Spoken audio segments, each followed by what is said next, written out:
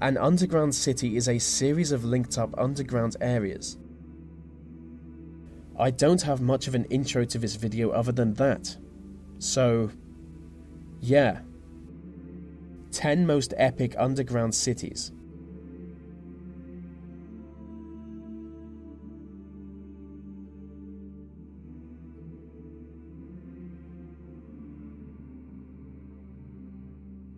Deep inside the Waliska salt mine in Poland is a huge underground city.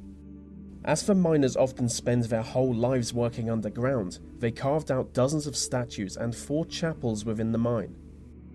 They also carved out 3 kilometers of corridors, over 20 chambers, and even a tavern, which makes sense, miners love alcohol. The most impressive part of the city is the Chapel of St. King, which is visited by around 1 million people each year. The city also features an underground lake, and according to local mythology, a family of goblins live on an artificial island in the middle of the lake. The mine was built in the 13th century and produced salt from then until 2007.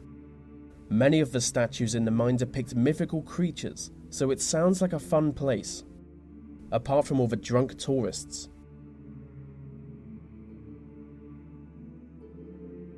Below the streets of Beijing is a huge underground city. Built by Chairman Mao during the 1970s, its purpose was to house the population of Beijing in the event of a nuclear war with the Soviet Union. Stretching 85 square kilometers, it is often referred to as the Underground Great Wall. It was constructed by over 300,000 workers and dug mostly by hand, which doesn't sound like it would be very effective. But built inside the city are schools, hospitals, farms, factories, theatres, warehouses, and living areas.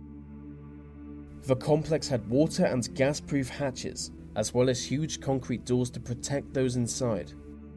Entrances were hidden in shops across Beijing city centre. It is known that some of these entrances are still operable, but few people know where they are.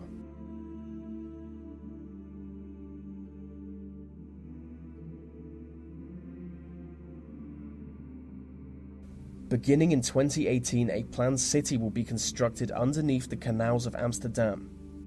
Lack of space has forced the local government to go underground, and they can only dig into the soft clay below the water, as the rest of the city was originally built on swampy marshland. At the cost of $14.4 billion, the underground complex will be home to sports stadiums, theatres, car parks, and commercial properties. Construction of the underground city is expected to take 20 years, but at least it confirms my suspicion that the Dutch are slowly becoming underground lizard people. If successful, this could spark a trend all across Europe, so maybe one day every city will be half underground.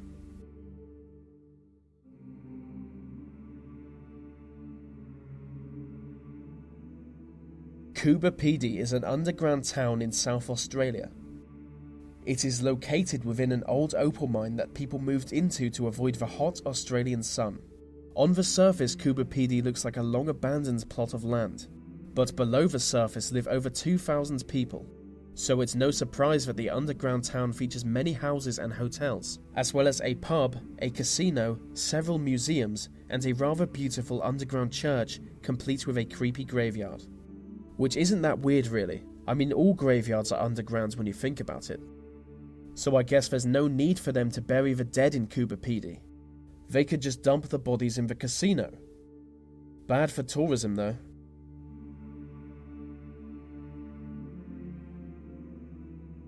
Under the streets of Bucharest in Romania is a dark network of sewer tunnels, and inside this huge network lives a community of HIV-infected drug addicts.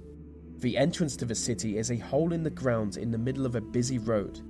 The story behind this community is sad.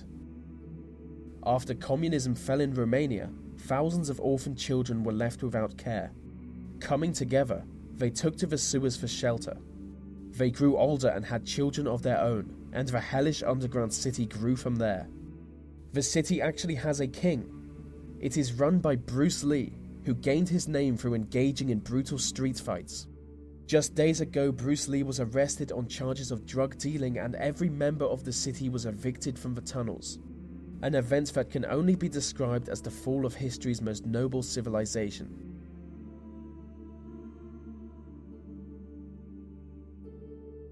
Underneath the Canadian town of Moose Jaw is a network of hidden tunnels. The tunnels were built in 1908 for Chinese workers to hide from racist authorities. At the time, the Canadian government introduced a special tax just for Chinese immigrants, so people started digging to avoid the tax.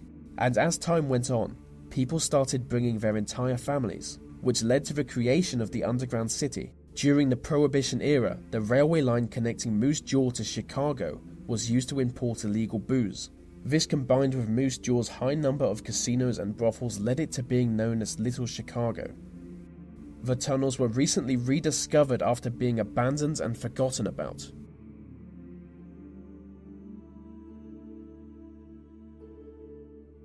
Montreal's underground city is a huge underground complex spread over 4.5 square miles.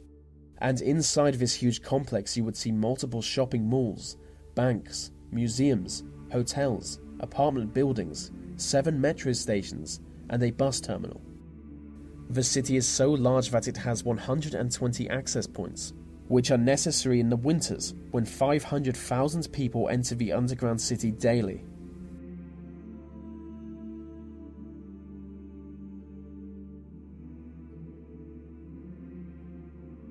Matmata is an underground town in Tunisia. The town was created by digging large pits into the ground and then digging into the pit walls to create houses. These houses are connected to other structures by underground tunnels. Until 1967, the only people who knew about the town were those who lived there, but that year 22 days of rain caused serious damage to Matmata. The residents appealed to the government of Tunisia for help. The authorities were surprised to learn of the town's existence, but did help to rebuild it, which makes me wonder if there might be other underground cities the Tunisian government doesn't know about. Maybe every country has underground cities that we don't know about. In 1976, Matmata was used as the filming location for Luke Skywalker's home planet in Star Wars. Because of this, the town has become a popular, yet terrible tourist attraction. It's just a hole in the ground.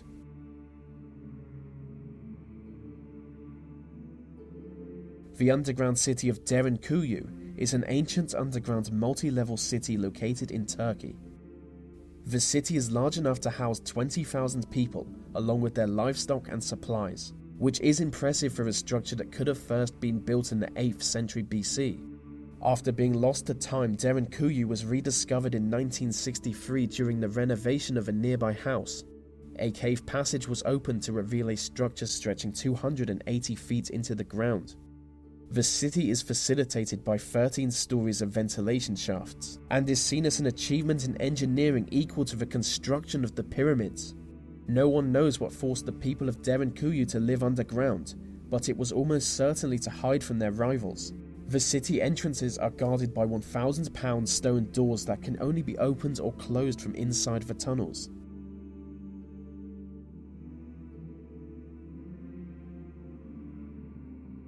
Known to some as Wiltshire's secret underground city, Burlington is a once-secret Cold War city built 100 feet underground. Constructed by the British government in the 1950s, its purpose was to be the residence of 4,000 government officials in the event of a nuclear war. The city was so secret that most of the officials who were given accommodation on the site didn't even know of its existence. The underground city was never used, but still contains living spaces, hospitals, warehouses, workspaces, 60 miles of roads, and even an underground lake. Burlington was operated for 30 years until the end of the Cold War in 1991, and finally decommissioned in 2004. The city was then put up for sale with organizations competing to buy it. One of such organizations wanted to turn Burlington into Europe's biggest wine cellar.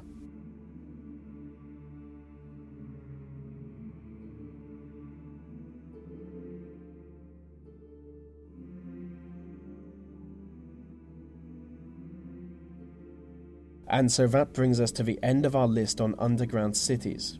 These videos take a long time to produce, so I really appreciate every like, comment, share, and new subscriber.